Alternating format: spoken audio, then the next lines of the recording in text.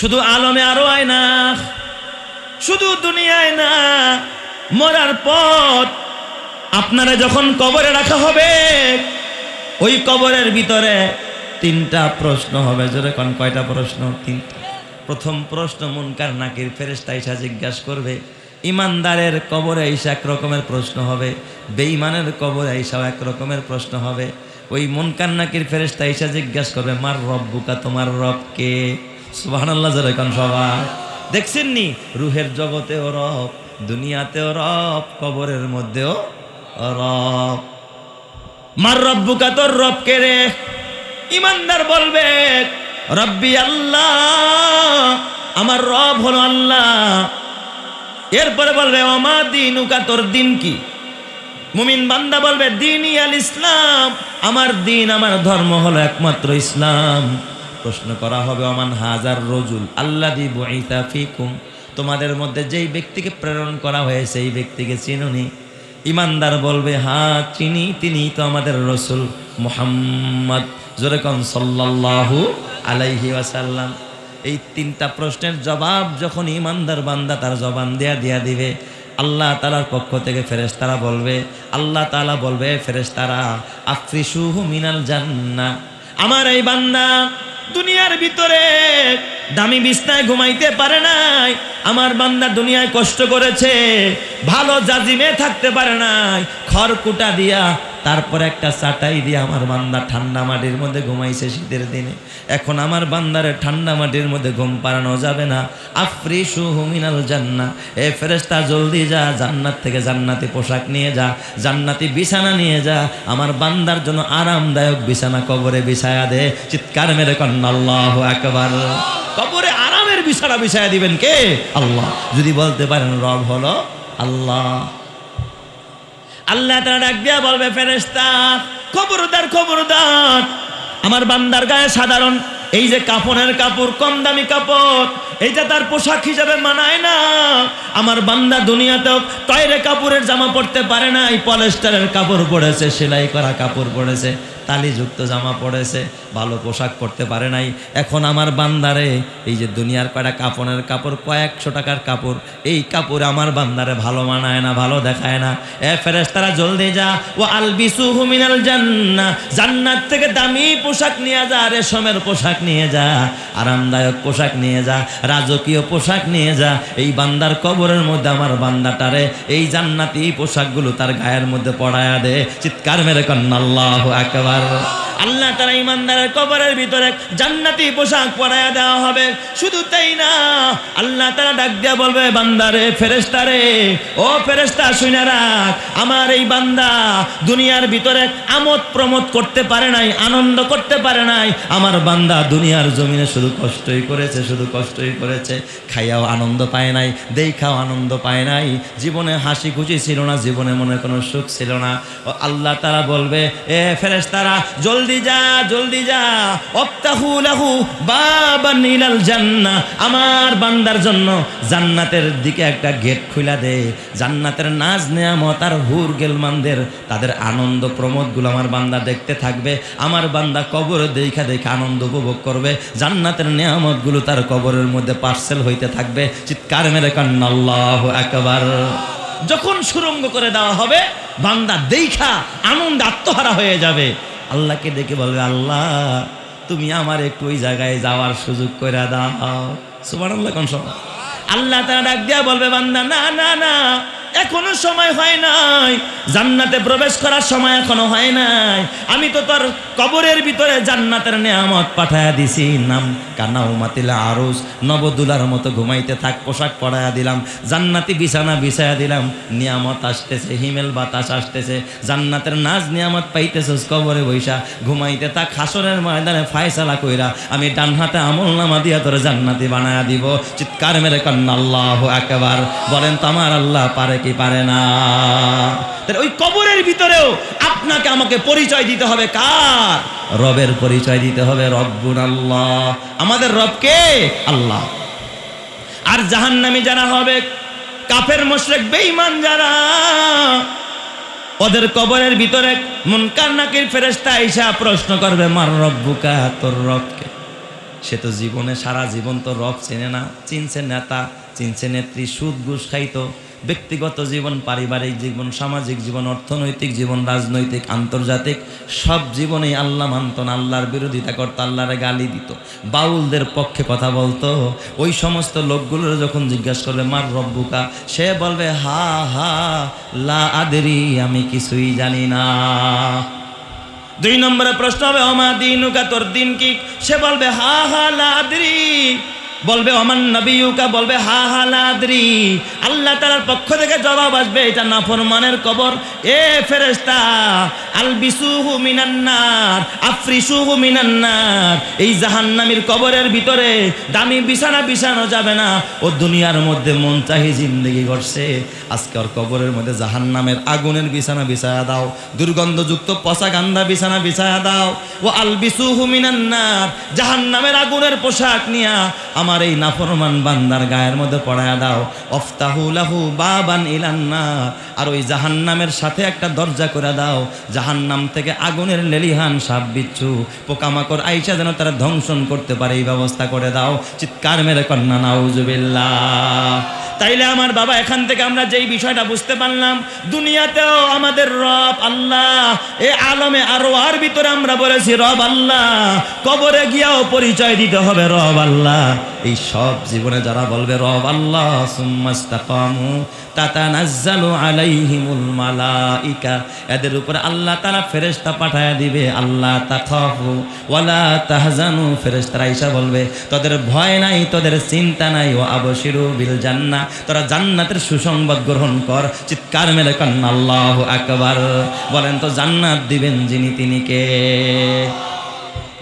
এ আমার বাজান, এই রব আমাদের আল্লাহ, এইটা শিক্ষা করার জন্য, এটা উপলব্ধি করার জন্য একমাত্র শিক্ষা প্রতিষ্ঠানের নাম হলো কওমি মাদ্রাসা। ঠিক না বেঠিক জোরে কোন? যেখানে বাচ্চাদেরকে শেখানো হয় শরেয়তে ওযু, শরেয়াতে আল্লাহ, আর জাগতিক শিক্ষা প্রতিষ্ঠানে শেখানো হয় শরেয়তে অজগর। কি পড়ায়? শরেয়তে অজগর। এই জন্য চরিত্র হয় কার মতো? অজগরের মতো। শরেয়াতে আল্লাহ না পড়ায় আপা পড়ায় আপা। শরেয়াতে কি? আবার কোন কোন বইতে আছে আম খাওয়া শিখাইছে, কোন কোন বইতে আছে আপার লগে প্রেম করা শিখাইছে, কোন কোন বইতে দেখবেন রস্যইতে আছে ইঁদুর। রস্যইতে কি? ইঁদুর। ইঁদুরের কাজ হলো বস্তা কাইটা গম চুরি করা, ধানের বস্তা কাইটা ধান চুরি করা। এই জন্য যারা ইঁদুরের শিক্ষা পাইছে ওরা চেয়ারম্যানের মেম্বার হয়ে বিসমিল্লাতে গম চুরি করে। ঠিক না বেঠিক যারা? এরপর ওরা শিখাইছে দীর্ঘইতে ইগল শিখাইছে আর কি। এই জন্য দেখবেন পশু পাখির চরিত্র ওর মধ্যে ঢুকছে। এরপরে কি শিখায় জানেননি? ওই দেখা যায় তাল গাছ, ওই আমাদের গা, ওইখানেতে বাস করে কানা বগির সা। ও বগি তুই খাস কি? পান্তা ভাত চাস কি? পান্তা আমি খাই না, পুঁটি মাছ পাই না, একটা যদি পাই অমনেই দইরা গাপুস গুপুস খাই। এই কবিতা আপনারা পড়ছেন না? এটা আছে পাঠ্যপুস্তকে, আছে কিনা? আমি আগডুম বাগডুম বাদ দিলাম, মডার্ন এলে বাদ, কিন্তু এটা তো আপনার পাঠ্যপুস্তকের মধ্যে প্রাইমারির বইতেই আছে। তাহলে এখানে কইছে গাপুস গুপুস খাবি, যা পাবি খালি খাবি, হালাল দাও খাবি, হারাম দাও খাবি, চুরি করেও খাবি, শাস্ত্রামি করেও খাবি, সাদাবাজি করেও খাবি। কথা কয় না সবাই? খালি খাবি আর খাবি, পাবি আর খাবি। ইসলাম কি খালি খাওয়ানোর কথা শিক্ষা দেয় নাকি? না না না। এই মাদ্রাসায় দেখো, এই মাদ্রাসার ছাত্রদেরকে কি শেখানো হয়? 3 দিন হতে খাইতে না পাই নাই কিছু মোর ঘরে, দ্বারা পরিবার বাড়িতে আমার উপোস করিয়া মরে, নাহি পাই কাজ তাই তেজিলাজ বেড়াই ভিক্ষা করি, হে দয়ার নবী দাও কিছু মরে, নহিলে প্রাণে মরি। আরবের নবী করুণার ছবি, ভিকারির পানে চাহি, কমল কণ্ঠে কহিলেন তোমার ঘরে কি কিছু নাহি? বলিল সে আছে শুধু মোর কাছে কম্বল একখানি, বলিলেন রসুল এক্ষণে গিয়া তাহা দাও মোরে আনি। সম্বল তাহার কম্বল খানি বেচিয়া তাহার তরে, অর্ধেক টাকা দিলেন রসুল খাদ্য কিনিবার তরে, বাকি টাকা দিয়ে কুঠার কিনে হাতুল লাগিয়ে নিজে বলিলেন যাও কাঠ কেটে খাও, দেখো খোদা করে কি যে। সেদিন হতে শ্রম সাধনায় চলিল ভিকারির প্রাণ, বনের কাষ্ঠ বাজারে বেচিয়া দিন করে গুজরান। দুঃখ তাহার রহিল না আর, সুখী হলো সে ভবে, নবীর শিক্ষা করোনা ভিক্ষা মেহনত করো সবে। চিৎকার মেরে কন্যা আল্লাহু আকবার। বলেন তো এই কবিতার মধ্যে আদর্শ আছে না নাই? হুজুর এটা শিখায় লাভটা কি? এই মাদ্রাসায় পইরা তো কোনো হাফেজ সাহেব উজিরপুর শহরেও একটা বাড়ি করতে পারে নাই, তারপরে ঢাকা শহরেও করে নাই। আমরা তো মঙ্গল গ্রহে যাই, আমরা তো সেই নিউ ইয়র্কে যাই, আমরা তো কুয়ালালামপুরে যাই, আমরা তো বড় বড় জায়গায় গিয়ে অ্যাপার্টমেন্ট বুকিং দেই, ফ্ল্যাট বুকিং দেই। আপনারা মোল্লাই রয়ে গেলেন। ঠিক না বেঠিক? জোরে কানা আছে না ভাই? আমি আপনাদের ব্রেন ওয়াশের জন্য শুধুমাত্র বলি, হয়তো বা এই মাদ্রাসার হাফেজ সাহেবরা এলাকার গুলশানে বাড়ি কিনতে পারে না, ধানমন্ডিতে বাড়ি কিনতে পারে না, হয়তো চেয়ারম্যান আর মেম্বার আর এমপি হইতে পারে না, কিন্তু ওদের হাত কোথায় জানেন নাকি? এই পৃথিবীর ভিতরে সর্বোচ্চ একটা বড় ভবন আছে আমেরিকার নিউ ইয়র্কে অবস্থিত, নামটা টুইন টাওয়ার, 110 তলা। কয়তলা এটা? আপনাদের কি কষ্ট হইতেছে বাজান? একটু সময় দিতে পারবেন না ইনশাল্লাহ? আল্লাহ আমার সবাইকে জান্নাতি বানায় দাও, জোরে কান আমিন। এই টুইন টাওয়ার কয়তলা? 110 তলা। এটার উপর আল্লাহর গজব আসছে না? এটাকে কেন্দ্র করেই তো উসামা বিন লাদেনকে কি করা হলো? শহীদ করা হলো। তো এইখানে গজব আসছে খোদার। এর থেকে আরো একটা বড় ভবন আছে মালয়েশিয়ার কুয়ালালামপুরে, যারা মালয়েশিয়া থাকেন বা গিয়েছেন, 145 তলা। ওটা কয়তলা? 145 তলা। এর থেকে আরো একটা বড় ভবন আছে দুবাইতে, বুর্জ আল খলিফা, 165 তলা। সারা বিশ্বের ভিতরে সবচেয়ে বড় বিল্ডিং বর্তমানে দুবাইতে, বুর্জ আল খলিফা। কত? 165 তলা। বিজ্ঞান বলে, সায়েন্স বলে, আধুনিক বিশ্ব বলে, 165 তালার উপরে কোনো ভবন এই জমিন সহ্য করবে না, জমিন দেবে যাবে। সর্বোচ্চ ভবন দুবাইতে, বুর্জ আল খলিফা, 165 তালা। কিন্তু আমি আপনাকে বলি বাবা, এই মাদ্রাসা, এই যে আপনাদের এই মাদ্রাসা হেফজখানার যে 12 বছরের বাচ্চা 1 বছরে যে হাফেজ হয়ে গেল, ওর বুকিংটা কোথায়? শুধুমাত্র এতটুকুই আমি বলি। এই যে হাবিবপুর নুরানি হাফেজি ও কওমি মাদ্রাসা, এই মাদ্রাসায় 3 জন ছেলে হাফেজ হয়ে পাগড়ি নিয়ে গেল, ওদের বুকিং আল্লাহ তাআলা কিয়ামতের ময়দানে ডাক দিয়া বলবে, ও হাবিবপুর মাদ্রাসার হাফেজিয়ার ছাত্ররা আয় আয়, তোদের জন্য আমি আল্লাহ গুলশানে না, ধানমন্ডিতে না, বাড়িদার আড্ডিউসেছে না, তোদের জন্য আমেরিকার নিউ ইয়র্কের 110 তলা টুইন টাওয়ারে না, আমি আল্লাহ মালয়েশিয়ার কুয়ালালামপুরের 165 তলা না, আমি আল্লাহ বুর্জ আল খলিফা ওই দুবাইতে 165 তলা বিল্ডিং এর বরাদ্দটা আমি আল্লাহ লেখে নাই। তোদের প্রত্যেকের জন্য এই যে ছোট হাফেজ যে 12 বছর বয়স, তার 1 বছরে হাফেজ হয়ে গেছে, ওর বুকিংটা কোথায়? আল্লাহ ডেকে বলবে, তোদের প্রত্যেকের জন্য আমি 6666 তালা বিশিষ্ট জান্নাতটা আমি আল্লাহ জান্নাতুল ফেরদাউসের মধ্যে বরাদ্দ দিয়ে দিলাম। একটা আয়াত পড়তে থাকবি আর জান্নাতে উঠতে থাকবি। চিৎকার মেরে কান্না আল্লাহু আকবার।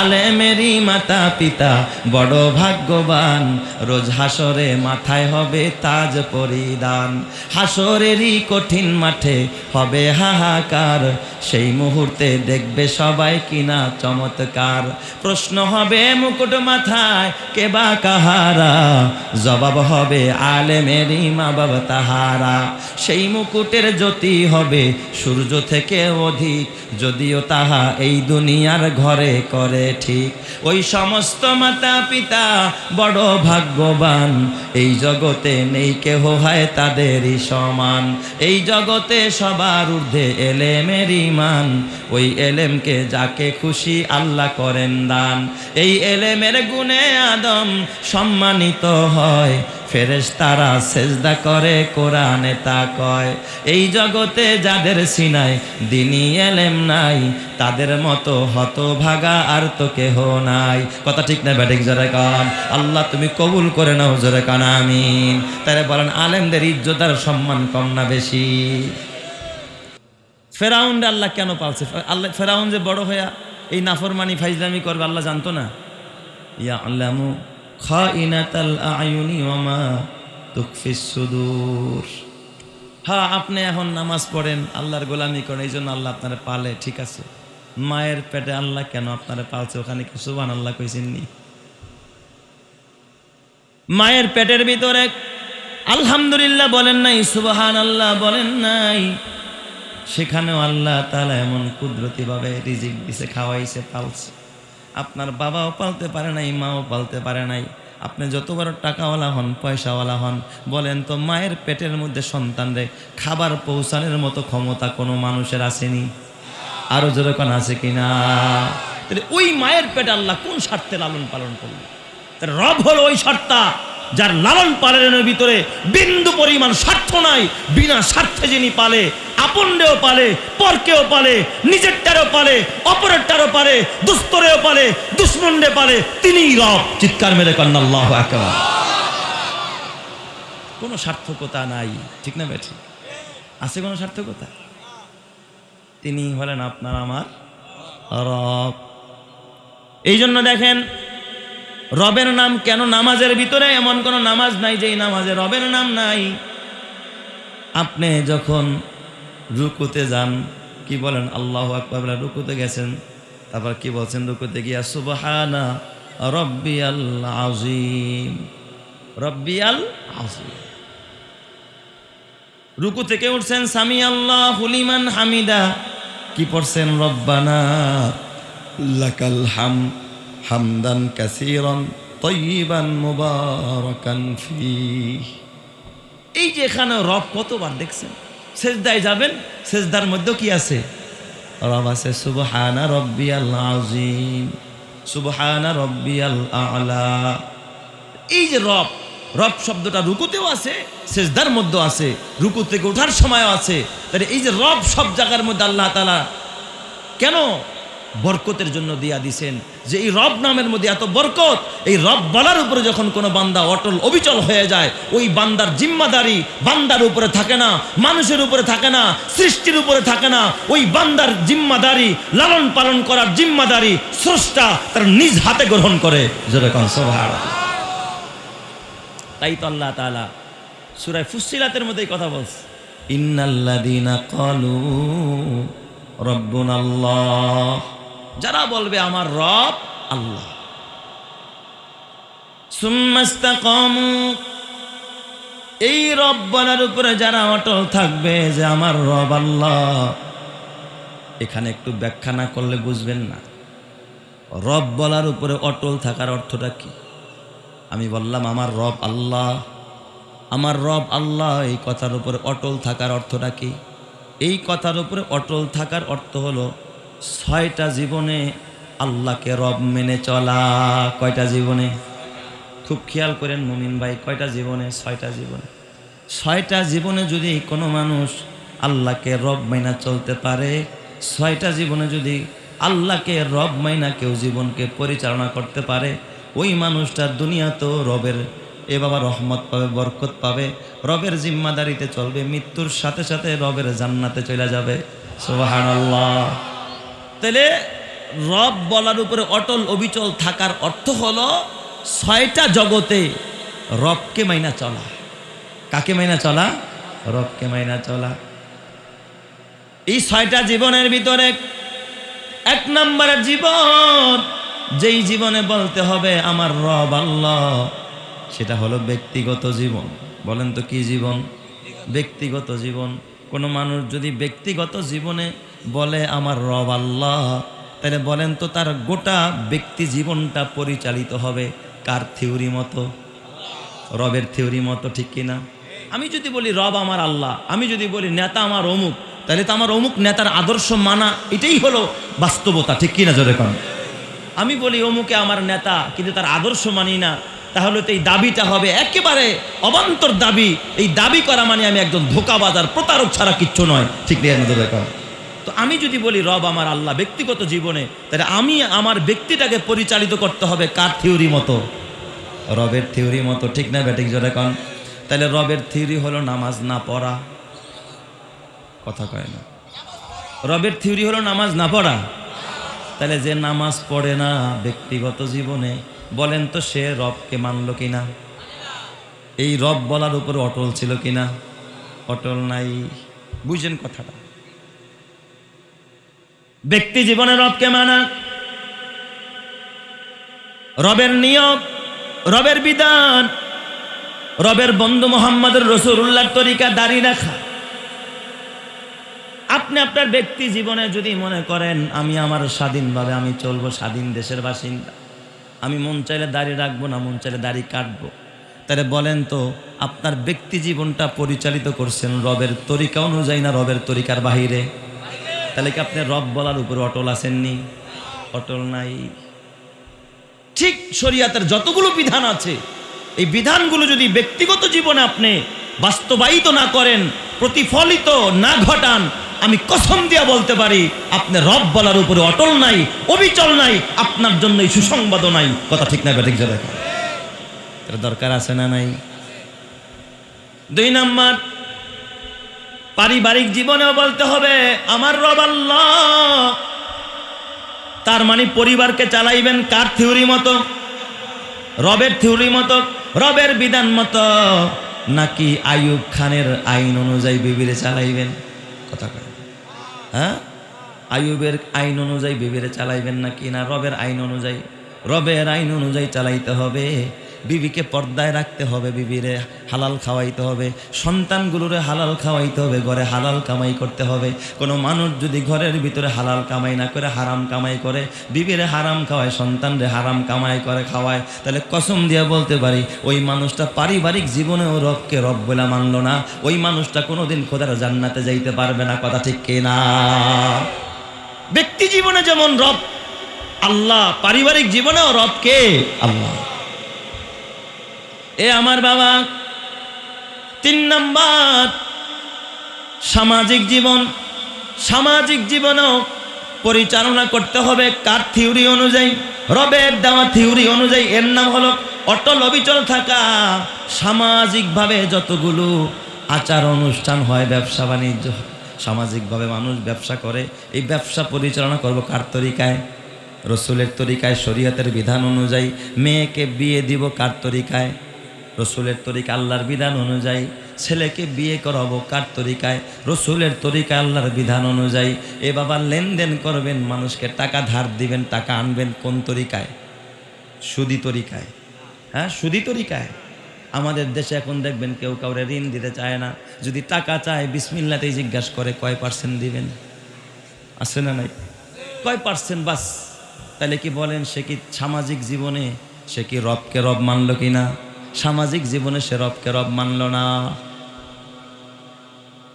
এ আমার বাবা, হাতে পায়ে ধরে বলি, সুদি লেনদেন আমাদের সমাজকে একেবারে ধ্বংস করে দিল। সুদ এত বড় পাপ, এত বড় পাপ, জঘন্যতম মহাপাপ। এটা হলো সুদি লেনদেন। মানুষ সুদ খায় তো খায়, এখন হাটে হাটেও সুদ খায়, আছে না নাই? কিসে কিসে হাটে হাটে সুদ। প্রতি সপ্তাহে 1000 টাকা নিবা, প্রতি হাটে হাটে 1 লাখ টাকা নিবা, প্রতি হাটে হাটে আমার 1000 করে দিবা। নাউজুবিল্লাহ জোরে কোন সবাই। তখন দেখবেন টাকা না থাকলেও টাকা জোগাড় হয়ে যায়, চাইলেই কয় লাখ লাগবো, নেও নিয়ে আমার হাটে হাটে যদি 1000 দাও, হয়ে চিন্তা করে বাজারে যাবো 1000 টাকা পাবো, আর বাজার করে নিয়ে আমি মসমসে খামো, কাম নাই কাজ নাই। তুমি তো পেটের মধ্যে হারাম ঢুকাইলা। তুমি তোমার সামাজিক জীবনে, তুমি তো অর্থনৈতিক জীবনে তুমি আল্লাহকে রব মানলা না। তুমি কসম আল্লাহর কোনোদিন খোদার জান্নাত চোখেও দেখতে পাইবা না। কথা ঠিক কিনা? বনি ইসরাইলে একজন বড় পাপিষ্ট ছিল। বুখারীতেই হাদিস আসে, বুখারী শরীফে হাদিস এসেছে, বনি ইসরাইলের ভিতরে একজন বড় পাপী। এই পাপীর নাম কিফিল। নবীজি মাঝে মাঝেই এই ঘটনা সাহাবায়ে কেরামকে, নবীজি মাঝে মাঝে এই ঘটনা সাহাবীদের মাঝে বয়ান করতেন, কিফিলের কথা শোনাইতেন। কত বড় জালেম ছিল ওই কিফিল। এমন কোনো গুনাহ নাই, এমন কোনো পাপ নাই, এমন কোনো অন্যায় নাই, এমন কোনো জুলুম নাই যেই জুলুম আর পাপ আর অন্যায় কিফিল সমাজে পরিচালিত করে নাই। সব ধরনের পাপের সাথে জড়িয়ে ছিল এই কিফিল নামের পাপিষ্ট লোকটা। এই কিফিলের অর্থনৈতিক জীবনেও পাপ, পারিবারিক জীবনেও পাপ, ব্যক্তিগত জীবনেও পাপ, সামাজিক জীবনেও পাপ। এ বাবা, আন্তর্জাতিক জীবনেও সে পাপের সাগরে ডুবেছিল কিফিল। এমন সুদ দিত, এমনভাবে সুদি লেনদেন করত। কিফিল ছিল ধনী মানুষ, টাকার অভাব ছিল না, সুদি ব্যবসা সমাজে প্রতিষ্ঠিত করেছিল। যারা সমাজের ভিতরে সুদি প্রথা, সুদি লেনদেন চালু করে, এদের মতো পাপী আর কেউ হতে পারে না। ঠিক না ব্যাঠিক? যেটা আমাদের সমাজে তার সুদি লেনদেন নাই। এই সমাজে আছে নাকি? কয় হুজুর এই ওয়াজ করেন না, এই ওয়াজ শুনতে ভালো লাগে না।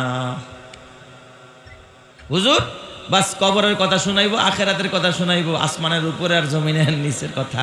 বাস হুজুর মাশাআল্লাহ চমৎকার ওয়াজ করছে। আর যদি উচিত কথা কয় কয় হুজুরটা বেশি একটা সুবিধা না। এক মসজিদে ইমাম সাহেব চাকরি নিছে, তো সুদের বিরুদ্ধে বয়ান করছে। সেক্রেটারির বাসায় ছিল, খাবার খাইতে গেছে, সেক্রেটারি খাবার বাইরে দেয়, ওই ভাতের মধ্যে চামিচ না ঢুকায় বলের মধ্যে বাড়ি মারে ঠাস করে। ইমাম সাহেব চমকে ওঠে, কি এম করে কে? কয় কি ও সেক্রেটারি সাহেব, কি মন খারাপ নাকি? তো খারাপ হবো না, কি করবো? কয় কি হয়েছে সেক্রেটারি সাহেব? কয় আমি যে সুদ খাই এটা কি জুমার মসজিদ আপনার বলা লাগবো? বুঝছি, সভাপতি সাহেব আপনারা শিখাইয়া দিছে তাই না? আপনি সভাপতি সাহেবের কথা শুনি না আমি সুদ খাই এই আমার বিরুদ্ধে ওয়াজ করলেন, ঠিক আছে চাকরি করেন, দেখি মাস শেষ হলে বেতনটা কেমনি নেন। এই বলেন আছে না নাই? ইমাম সাহেবের কলজায় পানি আছে? ইমাম সাহেব সাইরা দে মা কাইন্দা বাসি, এখানে চাকরি করার সুযোগ আমার নাই। পরের দিন ইমাম সাহেব সভাপতির ডাক দেখো, সভাপতি সাহেব আমার মা অসুস্থ, মায়ে কইছে এত দূরে চাকরি করা যাইব না, তা আমি চাকরি লাগবো না, বেতনও লাগবো না, আমি যাইগা। ইমাম সাহেব চাকরি ছেড়া দিয়া ভাগছে, আরেক এলাকায় গেছে চাকরি নিতে। ওই এলাকায় যায় ইমাম সাহেব এশারের নামাজ পড়াইতেছে। এশারের নামাজ পড়াইতে গিয়া পড়তেছে ইয়াসিন ওয়াল কুরআনিল হাকিম ইন্নাকা লামিনাল মুরসালিন আলা সিরাতিম মুস্তাকিম। ওই দিন আবার খাবার ছিল সভাপতি সাহেবের ঘরে। তো সভাপতি সাহেব খানা খাওয়ায় আর কয়, ইমাম সাহেব একটা কথা কই। কি কথা? এই পাম দিয়া নামাজ পড়ানো শিখছেন কয়দিন ধরে? কয় সভাপতি সাহেব আমি পাম দিলাম মানে? পাম কেমনে দিলাম? কয় নামাজের মধ্যেও সহসভাপতির নাম যে ইয়াসিন, এটা কি নামাজের মধ্যেও কোন লাগবো? সহসভাপতির নাম ছিল কি? ইয়াসিন।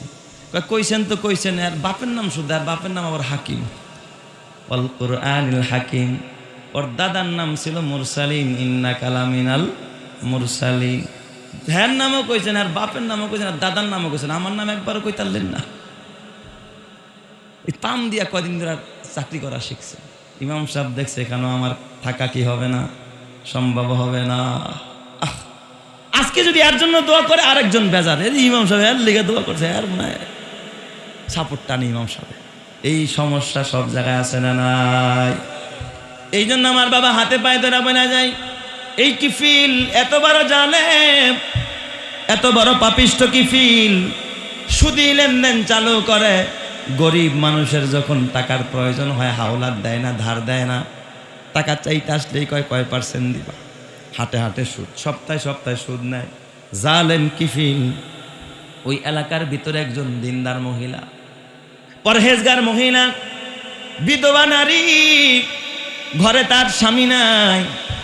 এই মহিলাটা অসহায় অবস্থায়, কোথাও টাকা পায় না, পয়সা পায় না, নিরুপায় হইয়া সাহায্যের জন্য কিফিলের দুয়ারে গিয়া হাত বাড়াইস, যা বলছে ভাই কিফিল আমারে 60টা দিরহাম দেন, তো বাজার করে বাচ্চাগুলোরে খাওয়াই। কিফিল তো আর টাকা পয়সা এমনি দেয় না। দেখবেন যারা সুদি লেনদেন করে এদের দিল থাকে বড় কঠোর, কঠিন। এদের দিল জীবনে কি হবে না, নরম। না আমার কাছে টাকা পয়সা নাই, কি টাকা দিন তোমার, আমি অমুক কাছে টাকা পাই, এই টাকায় আমার দেন, আমি বিপদে আছি পাল্লা। এমনভাবে জরুরত পেশ করে, মনে হয় কিছু পকেটে থাকলে আরো উল্টা দিয়ে আসে, এমন একটা ভাব ধরছে। না দেন, কিছু টাকা দেন। এরপরে মহিলাটা অসহায় হয়ে কি করবে, নিরুপায় হয়ে আবারও যখন টাকা চাইতে গেছে, কয় তোমার টাকা দিতে পারি, শর্ত আছে, লাভ দিতে হবে, লাভ, সুদ দিতে হবে। আমি সুদ দিব কেমনে? সুদ দিতে পারলে তো আমি নিজেই টাকা দিয়া সন্তানরে খাওয়াইতে পারতাম। কয় শোনো, তাহলে তোমার জন্য আরেকটা পথ আছে। কি পথ? তুমি একটা নওজোয়ান, তুমি একটা যুবতী নারী, হ্যাঁ, যৌবনে ভরা তোমার জীবনটা, তুমি একটা কাজ করো, সুদ দিতে হবে না, তোমার আমি টাকা দিব, জরুরত পুরা করবা, শুধুমাত্র সুদ দেওয়া লাগবে না, আসল টাকাটাই আমার দিবা, আর সুদের বিনিময় তুমি আমার যৌবনের খাহিসাত মিটাইবা। জোরে কর নাউজুবিল্লাহ, আরো জোরে কর না নাউজুবিল্লাহ। তুমি আমার যৌবনের ক্ষুধা মিটাইয়া দিবা, আমার সাথে জেনায় লিপ্ত হইবা, বাস তোমার সুদ মাফ হয়ে যাবে। সুদ নিব না, শুধুমাত্র আসলটা দিলেই হবে। মহিলাটাই ফিরে যায়, কোথাও টাকা পায় না, অসহায় মহিলা বড় বেকরার হয়ে যায়। নামাজ পড়া কাঁদে, আল্লাহকে ডাক দেয়া বলে, আল্লাহ ও আরশের মালিক, আমার ঘরের বাচ্চাগুলো ক্ষুধার্ত, বাচ্চাগুলো খাবারের জন্য কাঁদে, আল্লাহ গো এই মুহূর্তে এখন আমি টাকা কোথায় পাই? অভাবের সময় কারো কাছে টাকা নাই, জালেমের কাছে, যারা সুদি ব্যবসা করে ওদের কাছে টাকা থাকে। এবার ওই মহিলা নিরুপায় হয়ে বাচ্চাদের চেহারার দিকে তাকায়া দেখে বাচ্চারা কাঁদতেছে, ডাক দেয়া কয়, কিফিল রে, তুমি আমারে 7টা দিরহাম দাও, তুমি যা বলবা আমি রাজি আছি, আমারে তাড়াতাড়ি দিয়ে দাও। 7টা দিরহাম এই কিফিল তখন ওই মহিলাকে দিয়া দিছে, যাও তোমার সুদ দেওয়া লাগবে না, বিনিময়ে শুধুমাত্র আমার মনের চাহিদাটা, আমার খাহেশাটা তুমি পুরা করে দিবা। জোরে কর না নাউজুবিল্লাহ, আরো জোরে বলেন না নাউজুবিল্লাহ।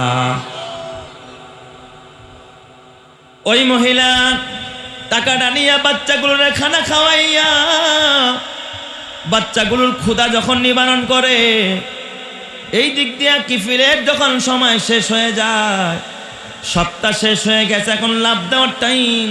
কিফিল তাকে ডাকছে অন্দর মহলে, ঘরের মধ্যে যখন ঢুকায়া ফেলছে, কিফিল তার সাথে যৌন ক্ষুধা মিটাবে, তার সাথে নিজের যৌবনের চাহিদা মিটাবে।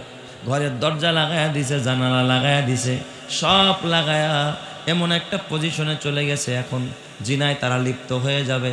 সে মহিলাটার কাছে চলে গেছে, মহিলাটাকে শোয়া দিছে। এমন মুহূর্তে হঠাৎ কিফিল তাকায়া দেখে আল্লাহর বান্দি চেহারাটা অন্যদিকে ঘোরায়া কাঁদতে কাঁদতে 2টা গাল বেয়ে বেয়ে পানির ফোঁটা ঝরঝর ঝরঝর করে জমিনে পড়তেছে।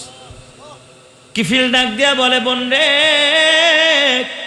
আমি তো জোর করি নাই, জোর করে তোমারে উঠায় আনি নাই, জোর করে তোমারে এই কাজের জন্য বাধ্য করি নাই, তোমার স্বেচ্ছায় তো তুমি রাজি হইলা, আজকে কেন কাঁদতেছো তুমি আমারে বলো।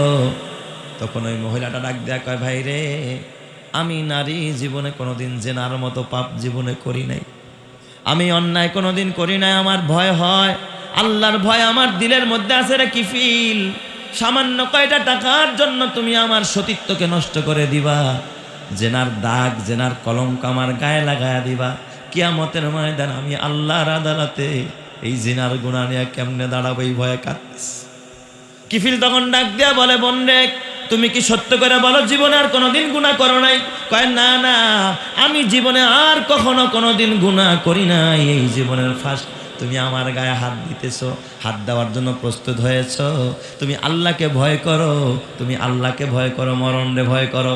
এই কথা যখন এই মহিলাটা বলা আরম্ভ করে দিল, কিফিলের হঠাৎ করে দিলের মধ্যে এমন এক ভয় ঢুকে গেল যে আমি জনম জনম গুনাহ করলাম, প্রত্যেক দিন প্রত্যেক রাতে আমি গুনাহ করি, অনবরত আমি গুনাহ করতেছি। আর এই মহিলা জীবনে একবার গুনাহ করবে, তাতেই তার দিলের মধ্যে এত ভয়, তাহলে আমি আল্লাহর আদালতে দাঁড়ায় কেমনে হিসাব দিব? যা যা, আমি সামান্য কয়টা টাকার জন্য এই মহিলাটাকে জিনার ডাক্তার গায়ে লাগাবো না। কয়, তোরে মাফ করে দিলাম, তোর টাকাও মাফ করে দিলাম, আর 7টা দিরহাম আমি তোর বাচ্চাদেরকে দান করে দিলাম। এই কথা বইলা কিফিল সেখান থেকে লাফ দিয়া দাঁড়ায় গেছে। চিৎকার মেরে কন্না আল্লাহু আকবার। এবার কিফিল দাঁড়ায় গিয়া চোখের পানি ফালা কাঁদে। কিফিলের দিলের মধ্যে আল্লাহর ভয় ঢুকে গেছে। আল্লাহ, ডাইনে তাকাইলেও দেখি গুনাহ, বামে তাকাইলেও দেখি গুনাহ, সামনে তাকাইলেও দেখি গুনাহ, পেছনেও তাকাইলে দেখি গুনাহ। ও রব্বুল আলামিন, জীবনটা গুনায় গুনায় জর্জরিত গো আল্লাহ, এত গুনাহ করলাম, এই গুনাহ নিয়ে আমি কেমনে হাসরের ময়দানে দাঁড়াবো? কিফিল তখন চোখের পানি ফালায়া আল্লাহর ভয় নিয়ে যখন তওবা আরম্ভ করে দিছে, রাতের বেলায় দরজা লাগায়া কান্না আরম্ভ করে দিছে। ওই রাতের মধ্যে আল্লাহ তাআলা কিফিলরে মরণ দিয়া দিছে। সকালবেলা সব জায়গায় খবর ছড়ায় গেছে কিফিল মারা গেছে। যে শুনে সে কয় আলহামদুলিল্লাহ, যে শুনে সেই কয় আলহামদুলিল্লাহ। কারণ বড় ডাকাত, বড় সন্ত্রাসী, বড় সুদখোর, বড় ঘুষখোর, বড় নাফরমান যদি মারা যায়, দেখবেন এই যুগের মানুষও ইন্না লিল্লাহর জায়গায় কি পড়ে? পড়ে কি পড়ে না? আমরা অতীতেও দেখেছি বিভিন্ন দুর্ঘটনায়। একদিন দেখলাম পেপারের মধ্যে একটা সুন্দর ছেলে মারা গেছে, কিন্তু দেখলাম সেটাকে পত্রিকার মধ্যেও দেখলাম এবং ফেসবুকেও দেখলাম, কমেন্ট বক্সের মধ্যে গিয়া দেখি ম্যাক্সিমাম মানুষই লেখছে আলহামদুলিল্লাহ। আমার বড় কৌতূহল, এত সুন্দর চেহারার মানুষ, এই লোকটার মৃত্যুতে মানুষ ইন্না লিল্লাহ পড়বে, কিন্তু ইন্না লিল্লাহর জায়গায় কি পড়তেছে? আলহামদুলিল্লাহ। ঘটনা নাকি ওর জীবনী পড়ে দেখলাম জীবনী ভালো ছিল না, নাফরমান ছিল, জালেম ছিল, জুলুম করত, অন্যায় করত, বিচার করত। এই জন্য আমার বাবা, সমাজে জালেম হওয়া যাবে না, ব্যক্তিগত জীবনেও কারো প্রতি জুলুম করা যাবে না, পারিবারিক জীবনেও কারো প্রতি জুলুম করা যাবে না, অর্থনৈতিক জীবনেও আর্থিকভাবে কারো প্রতি আর্থিক লেনদেনে কারো প্রতি জুলুম করা যাবে না, ভাই ভাইয়ের হক নষ্ট করা যাবে না, সমাজের হক নষ্ট করা যাবে না, আরেকজনের জুলুম করে আরেকজনের হক নষ্ট করা যাবে না। কসম আল্লাহর, যারা জুলুম করে জুলুমের ফল ভালো হয় না, কারণ আল্লাহ নিজের উপর জুলুমকে হারাম করেছে। এই জন্য কিয়ামতের ময়দানে আল্লাহ তাআলা জুলুমের বিচার সবার আগে করবে, কথা ঠিক কিনা? এই জন্য আমাদের ব্যক্তিগত জীবনে বলতে হবে রব আমাদের আল্লাহ, ঠিক পারিবারিক জীবনে বলতে হবে রব আমাদের কে? আল্লাহ। ওই দিক দিয়ে সবাই গালি দেয়, লোকেরা আশ্চর্য হয়ে যায়, সবাই কিফিলের বাড়ির দরজায় গেছে, কি হালাত, নাফরমান আজকে মারা গেছে, জালেম আজকে মরছে, ভালো হইছে। কিন্তু ঘরের দরজায় তাকায় দেখে, ঘরের দরজার মধ্যে লেখা আছে কদ গফারাল্লাহু লিল কিফিল, আল্লাহ তাআলা কিফিলদের মাফ করে দিছে। সুবহানাল্লাহ, জোরে কোন সবাই। কিফিলের ঘরের দরজার মধ্যে কুদরতিভাবে লেখা, কে লেখা দিছে? কোনো মানুষ নাই। কদ গফারাল্লাহু লাহু, কদ গফারাল্লাহু লিল কিফিল, নিশ্চয় আল্লাহ তাআলা কিফিলদের মাফ করে দিছে। এই জন্য আমার বাবা, ইন্নাল্লাযীনা ক্বালু রাব্বুনাল্লাহ সুম্মা ইসতাকামু তাতানাজ্জালু আলাইহিমুল মালাইকাতু আল্লা তাখাফু ওয়া লা তাহজানু ওয়া আবশিরু বিল জান্নাতিল্লাতী কুনতুম তুআদুন। যারা বলে আমার রব আল্লাহ এবং এই কথার উপরে যারা অটল থাকবে, অবিচল থাকবে, ব্যক্তি জীবন, পারিবারিক জীবন, সামাজিক জীবন, অর্থনৈতিক জীবন, রাজনৈতিক জীবন, আন্তর্জাতিক জীবন, এই 6 জীবনে যারা সব জায়গায় বলবে আমার রব আল্লাহ, ওই মানুষটার জন্য আল্লাহ ফেরেশতা পাঠায়া পাঠায়া তাকে আল্লাহ তাআলা হেফাজত করবে। চিৎকার মেরে কন্না আল্লাহু আকবার। ঈমানের পথে অভিচল থেকে আমার মরণ যেন হয়, তোমারই কাছে মিনতি আমার, তোমারই কাছে মিনতি আমার, মহামহিম দয়াময়।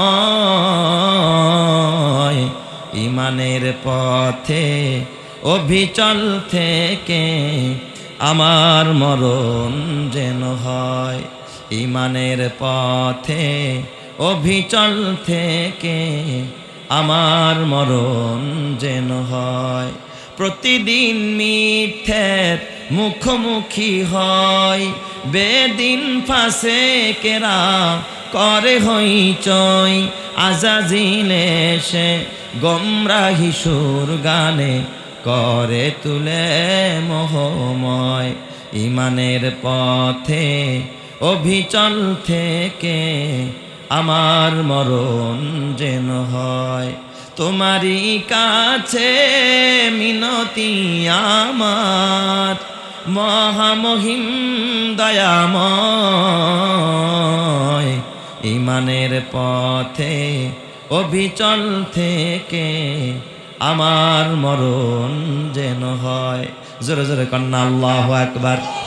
রবের কত দাম, শুধু দুনিয়ার জীবনে তা না, দেখো না রূহের জগৎ। আল্লাহ তাআলা আদম রে বানায়া, আদম আলাইহিস সালামের পিঠের মধ্যে আল্লাহ তাআলা যখন কুদরতি হাত লাগায়া দিলেন, আদমের পিঠ থেকে আল্লাহ তাআলা আপনার আমার কিয়ামত পর্যন্ত যত মানুষ জন্ম নিবে সকলের রূহগুলো আল্লাহর কুদরতি হাতের মধ্যে চলে গেছে। সুবহানাল্লাহ, জোরে গান সবাই। এই রূহগুলোর নিয়ে আল্লাহ তাআলা একটা কনফারেন্স করেছেন, একটা মাহফিলের আয়োজন করেছেন। এটা হলো রূহের জগতের ভিতরে আল্লাহ তাআলা সকল রূহ জগৎকে, রূহ জগতের ভিতরের রূহগুলোকে নিয়ে আল্লাহ তাআলা একটা প্রশ্ন করেছেন, আলাস্তু বিরব্বিকুম, এই রূহরা আমি কি তোমাদের রব নই? আল্লাহ কিন্তু বলেন আমি কি তোমাদের আল্লাহ নই? আমি কি তোমাদের রহমান নই? আমি কি তোমাদের রহিম নই? আল্লাহর 99টা নামের মধ্যে অন্য কোনো নামের কথা আল্লাহ বলে নাই। আল্লাহ কি বলছে? আলাস্তু বিরব্বিকুম, আমি কি তোমাদের রব নই?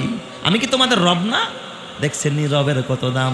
তাহলে রবের পরিচয় শুধু আল্লাহ দুনিয়াতে করাই নাই, রবের পরিচয় আল্লাহ তাআলা আলমে আরওয়ার ভিতরে রূহের জগতেও করায় দিছে, কথা ঠিক কিনা? তখন সব আত্মাগুলো একসাথে সমস্বরে বলেছিল, কলু, সবাই বলেছিল বালা, হ্যাঁ আপনি আমাদের রব। জোরে কোন সুবহানাল্লাহ। সবাই বলেছে আমাদের রব কে? আল্লাহ আমার রব, এই রবি আমার সব। বলেন আল্লাহ আমার রব, এই রবি আমার সব। দমে দমে তনু মনে তারি অনুভব, দমে দমে তনু মনে তারি অনুভব। আল্লাহ আমার রব, এই রবি আমার সব। বলেন আল্লাহ আমার রব, এই রবি আমার সব। আল্লাহ তুমি আমাদের রব, এই কথার উপর অটল থাকার তৌফিক দাও, জোরে কানা আমিন।